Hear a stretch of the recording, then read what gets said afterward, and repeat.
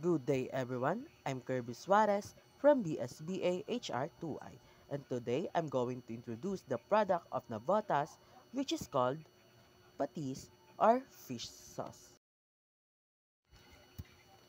Patis is part of our cuisine here in Navotas, and we always use it to add flavors in our dishes. And we can also use to make a sauce as well.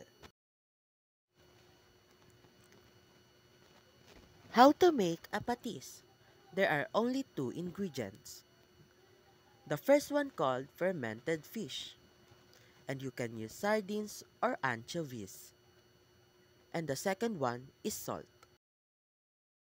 Fermenting a mixture of small, oily fish like anchovies or sardines with salt, typically in barrels or vats, for several months to over a year.